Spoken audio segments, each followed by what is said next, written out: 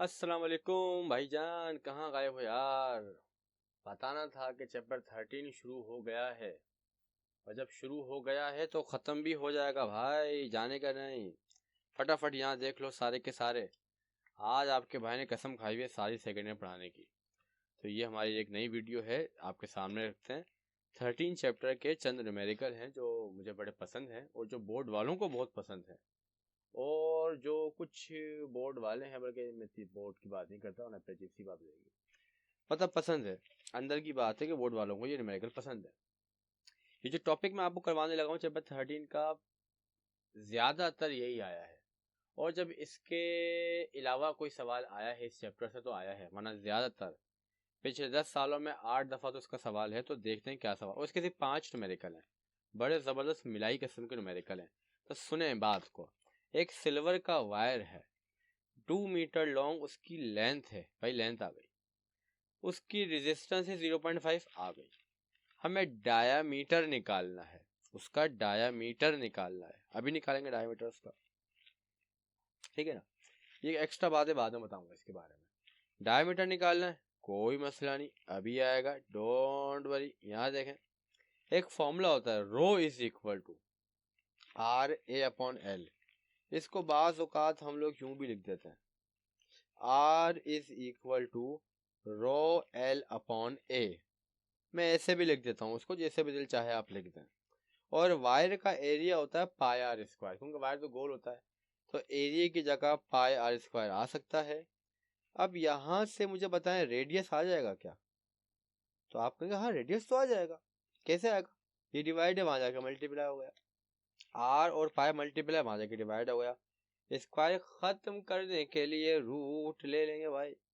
ये सारी वैल्यूज तो तुम्हारे पास है, रेडियस आ जाएगा आराम से। ये जो रो है ना, रो, ये पेज नंबर 91 पे, किताब के पेज नंबर 91 में सबके कांस्टेंट की वैल्यू लिखी हुई है। इसका मतलब होता है रेजिस्टिविटी। अभी हमारी थ्योरी पे बात नहीं हो रही, न्यूमेरिकल बात हो रही है, तो इसकी वैल्यू लिखी हुई है, टेंशन लेने का नहीं, ठीक है भाई। ये दी हुई होती है इसकी वैल्यू। रेडियस आ जाएगा। अब अपने को निकालना था डायमीटर। तो बच्चे बच्चे को बताया, आधे कराची को बताया कि डायमीटर बराबर होता है 2r के। 2r को मल्टीप्लाई कर देंगे, यहाँ पे ये आया ना 1.3, इसके 2 से क्या कर देंगे भाई, मल्टीप्लाई कर देंगे, तो ये डायमीटर आ जाएगा। तो इतना आसान सवाल था, कितना प्यारा सवाल था, हो गया। इसके बाद करेंगे 12वां सवाल, इसी टॉपिक का है, इसी फॉर्मूले से होगा। वहां पे लेंथ निकालनी है। मैं यहाँ रोक के बात करूंगा, यहाँ रोक के, क्या अगर लेंथ निकालनी है मेरे मुन्नो, तो ये डिवाइड है, वहां जाके मल्टीप्लाई, वो मल्टीप्लाई यहाँ पे आके डिवाइड। सवाल वो ही है, बस लेंथ निकालनी है। पेज पलट रहा हूँ, पेज पलट दिया है। सवाल नंबर 12 ये देखा हुआ, 40 ओहम रेजिस्टर। डेटा तुम्हारे सामने है, लेंथ निकालनी है, वक्त क्यों जाया करें, आसान बात करेंगे। क्या फॉर्मूला ये नहीं होता, pi rho is equal to R A upon L, लिखा था पीछे, बताया था ना भाई। लेंथ निकालनी है, ये वहां वो यहाँ, तू यहाँ मैं वहां। एरिया होता है पाई आर स्क्वायर। सारी वैल्यू को पुट करेंगे, ये आंसर आएगा। और रो तो कांस्टेंट है, पीछे पड़ा हुआ होगा। अब बात करेंगे न्यूमेरिकल नंबर 17 पर। उससे आसान सवाल ये है, बहुत आसान सवाल यहाँ, लेकिन एक चीज है, क्या टेम्परेचर आ गया, क्या आ गया भाई, टेम्परेचर। सवाल क्या है, सवाल सुने, find the resistance at 50 degree centigrade. 50 degree पे रेजिस्टेंस निकालना एक कॉपर के वायर की, जिसका डायमीटर इतना है, लेंथ इतनी है। डायमीटर देते ही इसलिए कि रेडियस आ जाए, 2 से डिवाइड कर दूंगा। मिलीमीटर से मीटर में आने के लिए 1000 से डिवाइड कर दूंगा। कॉपर के लिए वैल्यू लिख लूंगा पेज नंबर 91 से, लिख लूंगा, सब लिख लिया। अब सुनो आगे, अब निकालना है काम, अब करेंगे आगे बात। तो सुनो, सबसे पहले काम करते हैं, एक फॉर्मूला। इस न्यूमेरिकल को ना, इस न्यूमेरिकल को मैं एक अपने स्टाइल में करवा देता हूँ, अपना स्टाइल में करवाता हूँ भाई, अपने स्टाइल में। तो भाई आ जाओ, हमारा स्टाइल भी देख लो। सुनो, न्यूमेरिकल का सवाल यहाँ पे लिखा हुआ है, डेटा यहाँ बना हुआ है, मैं इसको अपने स्टाइल में करवा देता हूँ। आर बराबर है, पीछे लिखा था रो एल अपॉन ए, और ए है pi R square, pi R square. मुझे बताओ कि रो तो है, मसला नहीं रो का, लेंथ भी है, पाई भी, आर भी, आर आ जाएगा नहीं आ जाएगा, तो आपको कि सर आर तो आ जाएगा, लेकिन अपने को निकालना है R50। ये जो आर होता है ना सादा, ये होती है रेजिस्टेंस 0 डिग्री सेंटीग्रेड पे, एट 0 डिग्री सेंटीग्रेड। कभी कहते ना कि रेजिस्टेंस निकालो एट 0 डिग्री, तो वो ये आर सादा वाला आर ही होता है वो। अब R50 निकालना है, इसके बाद आर आया हुआ, कुछ भी वैल्यू आएगी, मान लो कुछ भी वैल्यू आएगी, फिर लिखो RT बराबर होता है R1 plus alpha delta T के। R50 है, तवज्जो से सुनना, R आ चुका है, यहाँ पे आ चुका है, पुट करना है 1 plus alpha delta T. Alpha की वैल्यू लिख ली है, ये रही एल्फा की वैल्यू भाई, ये रही 0.0039, 0.0039। डेल्टा टी वही है 50, यहाँ एक ही टेम्परेचर है, खुद डेल्टा टी होता है, समझ रहे हो बात को। अब मैं से पूछूंगा दोनों मल्टीप्लाई कर सकते हो, हाँ, जो आंसर है 1 प्लस कर सकते हो, हाँ, जो आंसर है आर का नंबर जो भी आएगा मल्टीप्लाई कर सकते हो, यस, तुम्हारा आंसर आ जाएगा। क्या आंसर आएगा? वही आंसर आएगा जो यहाँ लिखा हुआ है 0.0018, यही आंसर आएगा। इस तरीके से करना भाई, इस तरीके से करना। ये मेरी लड़की ने जो लिखा हुआ है वो सही नहीं लिखा हुआ, मतलब मुझे मजा नहीं आ रहा है, बहुत पहले मैं ऐसे करवाता था भाई, इस तरीके से करना भी आसान तरीका है, समझ रहे हो बात को। चलो जी 18वें सवाल पे बात करता हूँ। 18वें सवाल पे बात करूंगा मैं तुमसे, बात है 18वें सवाल की, सुनते रहना भाई। 18वें सवाल की कहानी है भाई, एक बल्ब है, एक बल्ब है, एक बल्ब है, ठीक है ना, जब बहुत सनी लियोन है, नहीं बहुत हॉट है, अच्छा हॉट है, एक बल्ब है जो बहुत हॉट है, कितना हॉट है, 2020 डिग्री सेंटीग्रेड। उस वक्त उसकी रेजिस्टेंस है 240, मुझे रेजिस्टेंस मालूम करनी है 20 पर। 60 वॉट का बल्ब है, जब वो 2020 पर है तो रेजिस्टेंस कितनी, 240। मुझे रेजिस्टेंस मालूम करनी है कितने पे, 20 पे। तो मैंने कहा भाई R20 इतना, R20 मालूम करना है। अल्फा शेल्फा की वैल्यू लिख ली है, काम आएगी बाद में। इसका मेथड देखो, बड़ा आसान मेथड बताऊंगा, अभी मैंने कराया था तुम्हें सवाल, यहाँ बता रहा हूँ भाई RT बराबर होता है R0 1 plus alpha delta, note कहो या ना कहो बात एक ही है, सिर्फ R कह दो, मसला नहीं है। RT कितना, 2020, R0 की जगह R0, 1 की जगह 1, एल्फा की जगह एल्फा, डेल्टा टी उतना ही जितना ये होता है।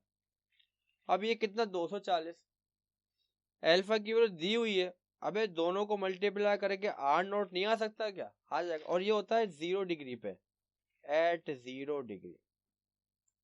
सादा आर कहते हैं ना, जब कभी कभी जीरो लगाते हैं, क्या 0 डिग्री के लिए होता है। अब यही फॉर्मूला लगा दो R20 के लिए, R20 बराबर होगा R0 1 plus alpha delta T. अब डेल्टा टी कितना होगा, 20, एल्फा तो वही है, R0 की जगह ये आ जाएगा। हो गया सवाल भाई, हो गया सवाल भाई, सवाल हो गया, सवाल हो गया भाई। आगे चलो, आगे चलो, आगे सवाल हो गया, आगे आओ, यहाँ आओ। ये सवाल तो 13.17 के जैसा है, मैं करवाऊंगा ही नहीं, छोड़ दूंगा इसको। कैसे भाई, रेजिस्टर है भाई, लेंथ दे दी ना, डायमीटर दे दिया ना, रेडियस आ जाएगा ना, रो दिया हुआ है ना, एल्फा तो दिया हुआ है ना, कांस्टेंट है ना ये तो। वो कह रहे रेजिस्टेंस निकालो 0 डिग्री पे 50 डिग्री पे। अबे 0 डिग्री का मतलब क्या होता है, सिंपल R, और 50 डिग्री पे अपने को निकालना है, और R का फॉर्मूला बताया हुआ है, मैं तो नहीं दिखाऊंगा आगे तुम्हें। रो L अपॉन A, और A है पाई स्क्वायर। तो बताओ R0 आ जाएगा नहीं आ जाएगा, तो तुम कहोगे सर आ तो जाएगा, आ तो जाएगा, R0 तो आ जाएगा। उसके बाद R50 का फॉर्मूला लगा देना, R0 1 plus alpha delta T, सारी वैल्यू पुट करोगे आंसर आएगा, आंसर का बाप भी आएगा, क्यों नहीं आएगा आंसर, आंसर होता ही आने के लिए भाई। ये सवाल खुद करना भाई, ये मैं नहीं करवा रहा, ये सवाल तुमको खुद करना है, ये मैं नहीं करवा रहा भाई। अब मैं आगे बात कर दूं, आगे बात करेंगे, आगे बस बहुत हो गया, आगे बात करेंगे। 5 रुपए करोगे इस टॉपिक के, ये 5 सवाल कर लो, बोर्ड के ऊपर एक सवाल हो जाएगा तुम्हारा, समझ रहे बात को। अब आगे आओ, आओ भाई, ले आओ, मार्केट में ले आओ, बैटरी के वोल्टेज को ई कहते हैं, याद रखना, मैं थ्योरी पढ़ा नहीं रहा हूँ, इसे बता नहीं रहा ज्यादा। बैटरी के वोल्टेज को ई कहते हैं, तारों के वोल्टेज को वी कहते हैं।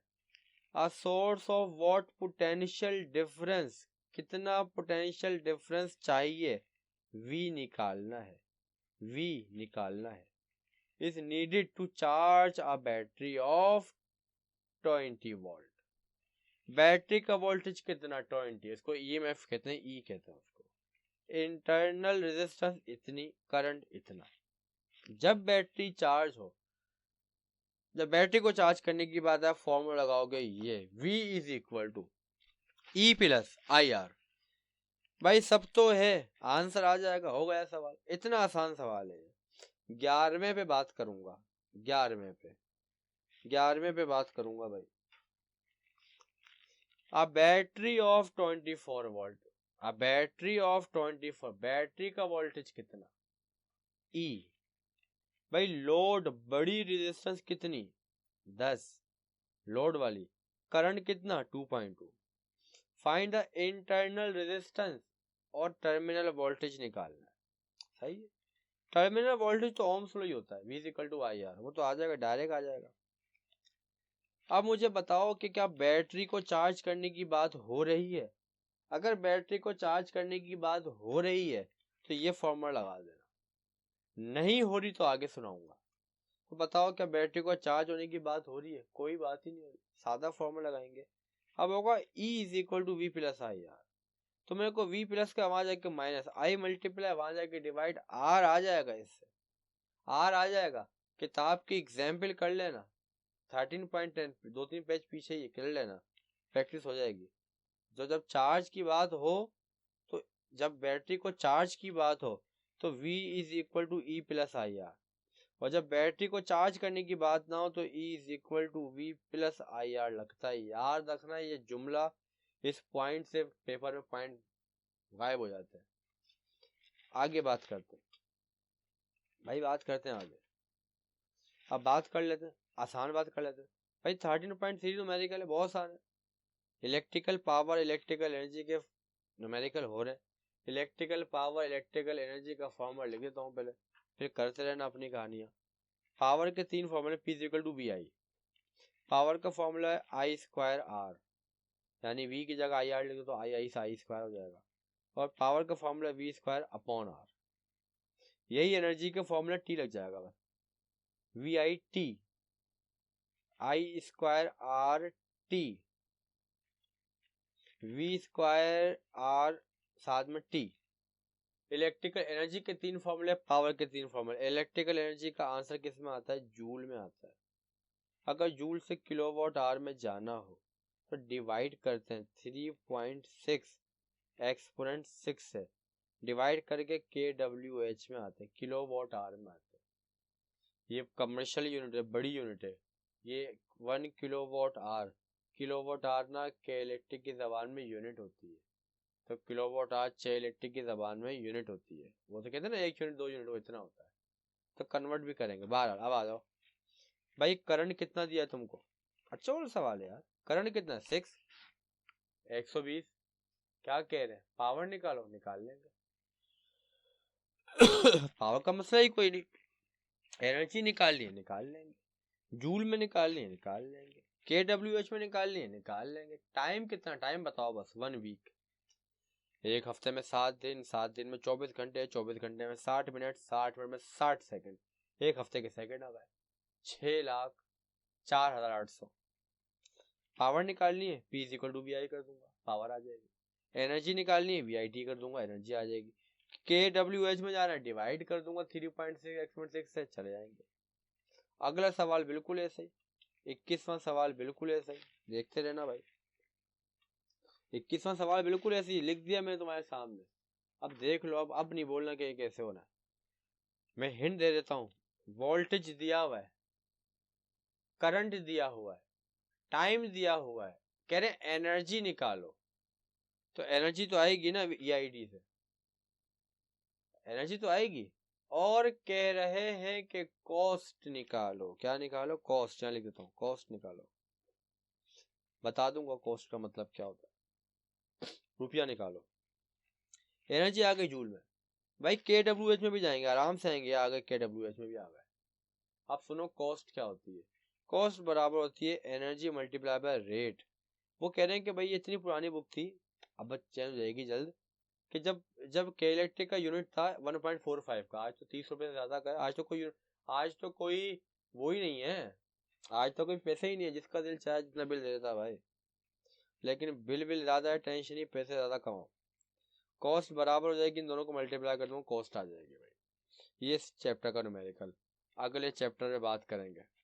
और एक बात और कर लेंगे पहले, 13.19 ने क्या बिगाड़ा है, 13.19 पे बात करूंगा मैं। ये सवाल बहुत से टीचर लंबा करके करवाते हैं, तो अपने को आदत है ज्यादा लंबा पंचायत फाड़ने की नहीं, छोटा काम करने की। तो आगे सुनो, मान लो कि ये एक हीटर है पानी का, ये एक पानी की टंकी छोटा सा हीटर है, इसमें पानी भरा मैंने, 1 मिनट में पानी गर्म करना है इसको। अपन देंगे इसको 20 डिग्री पे, ये अपन देखो पानी देगा 80 डिग्री का, यानी उबलता हुआ पानी देगा 1 मिनट के बाद। तो ये इसमें कुछ रेजिस्टेंस वेजिस्टेंस लगी हुई होगी, जब जब तो गर्म होगा ये, वगैरह वगैरह। सवाल ये सवाल पढ़ लेना, सारे सवाल का डेटा बना दिया मैंने यहाँ पे, जो दिया हुआ था वो लिख दिया। एक एक्स्ट्रा बात लिखी, सिर्फ ये पहले बता रहा हूँ, ये मैंने खुद लिखा, मुझे याद था। बाकी सब वही लिखा जो ऊपर लिखा हुआ था। टाइम ऊपर लिखा हुआ था, मास ऊपर लिखा हुआ था, 2 टेम्परेचर ऊपर लिखे हुए थे, वोल्टेज ऊपर लिखा हुआ था, रेजिस्टेंस निकालनी ऊपर लिखा हुआ था। What should be the resistance. अब पानी गर्म कैसे होता है भाई, बिजली ले रहा है वो, हीटर क्या ले रहा है, गीजर क्या ले, बिजली ले रहा है, हीट एनर्जी में कन्वर्ट कर रहा है। हमने बोला ओके सही है। हमने कहा in this condition heat energy is converted into, sorry electrical energy is converted into heat energy. अब इलेक्ट्रिकल एनर्जी का फॉर्मूला कौन सा लूं, आई बताया तुमको मैंने कहा इलेक्ट्रिक एनर्जी के 3 फॉर्मूले, कौन सा फॉर्मूला लूं। तो डेटा के हिसाब से, डेटा में करंट तो है नहीं, तो डेटा के हिसाब से यही बैठ रहा है भाई, V² ROT सब है इसके अंदर, तो अपन ने ये फॉर्मूला पकड़ लिया। बाकी स्पेसिफिक हीट का फॉर्मूला तो याद था, MC डेल्टा T था, नीचे कुछ नहीं है भाई, सही है ना, गलत है। अब R निकाला तुमको, R डिवाइड माना के मल्टीप्लाई, वो सब मल्टीप्लाई पाके डिवाइड। अभी सारी वैल्यू तुम्हें पता है, पुट की आंसर आ गया ठक करके, VIP आंसर आया गया, मजे करो ऐश करो भाई। मसला हो तो ग्रुप में पूछ लेना, अगली बात करेंगे। अगली बात हाथ के हाथ करते ना भाई, टाइम क्यों लगा रहे हैं बोलो, तो यहाँ फेंको 22 23 भाई। रजिस्टर के मैंने अभी तुमको थोड़ी देर पहले, 2-4 वीडियो पहले रजिस्टर के कॉम्बिनेशन समझाए थे, वैसे ये समझो इसके भी हैं। ये तो बहुत आसान है भाई, 3 रजिस्टर है, तीनों को लगाया पैरेलल में, पैरेलल में वोल्टेज सेम रहता है। अगर बैटरी का V है तो सबका 50 होगा, इसका भी 50 होगा, इसका भी 50, इसका 50। अपने को निकालनी है सीरीज रेजिस्टेंस और सबका करंट, तो निकाल लेंगे। क्योंकि पैरेलल कॉम्बिनेशन है तो जो रेजिस्टेंस है वो 1 करके आएगी, 1/R1, 1/R2, 1/R3, तो वो तो R तो आ जाएगा, उसका मसला नहीं है। फिर हम लगा देंगे ओहम्स लॉ। ओहम्स लॉ होता है V = IR, लेकिन यहाँ वोल्टेज सेम रहेगा, पैरेलल कॉम्बिनेशन, तो V = I1R1, I2R2, I3R3। तो मेरे बच्चों यहाँ से I1 आ जाएगा, यहाँ से I2 आ जाएगा, यहाँ से I3 आ जाएगा, V सबका सेम। आसान सवाल है, रोक के स्क्रीनशॉट ले लिया करो भाई, आज के आज ये PDF मांग लिया करो हमसे तुम। अगला देखो, अगला ये सवाल बोर्ड के बारे में आया हुआ है, वो कह रहे 3 रजिस्टर हैं, सबकी वैल्यू कितनी 12। इसका प्रैक्टिस सवाल ग्रुप पे दूंगा, कर लेना। वो कह रहे 3 रजिस्टर हैं भाई, उसको 4 तरीके से लगा सकते हैं। पहला तरीका, सबको सीरीज में लगा दो, है ना। वो कह रहे हैं हर तरीके से इक्विवेलेंट रेजिस्टेंस मालूम करो, कर लेंगे भाई, कर लेंगे, मसला थोड़ी है। तो R बराबर है R1 R2 R3, सीरीज में तो ऐसे ही होता है भाई, एक आंसर आ गया। दूसरा तरीके कार के अपने पास सारे को लगा दो अपने पैरेलल में, तो 1/, के तरीके से लगा दो, तो आंसर तो आ जाएगा। आंसर नहीं आए तो बात करो। तीसरा चौथा तरीका देखने वाला है, तीसरे में कहेंगे कि 2 सीरीज में एक पैरेलल में, ये देखो 2 सीरीज एक पैरेलल, तो जो सीरीज वाले हैं वो तो ऐड हो जाएंगे, R1 R2 तो ऐड हो जाएंगे, तो उन लोग को तो डायरेक्ट ऐड कर लिया मैंने, 24 बोल दिया, उसको मैंने इसके आंसर को R4 कह दिया। अब डायग्राम दोबारा बनाऊंगा, R1 R2 नहीं लिखूंगा, R1 R2 की जगह सिर्फ R4 लिखूंगा, और R4 और R3 क्या होंगे, पैरेलल होंगे। पैरेलल को इस तरीके से करते हैं, आंसर आ जाएगा। इसी तरीके से चौथे तरीके में दो पैरेलल होंगे, एक सीरीज में होगा। समझाने के लिए बस बोल नहीं रहा, मैं छोड़ रहा हूँ उसको, देख लो। समझ आ जाए तो बता देना। समझ आ जाए तो बता देना भाई, आगे बात करेंगे। 13 चैप्टर हो गया खत, इस चैप्टर का हो गया मोए मोए, और अपन करेंगे अब आगे बात। तो ये हो गई जबरदस्ती बात, और अब मैं आपसे चैप्टर 14 की बड़ी अच्छी अच्छी बातें करने वाला हूँ। अल्लाह हाफिज, खुश रहें, अपने खर्चे पे खाएं पिए, और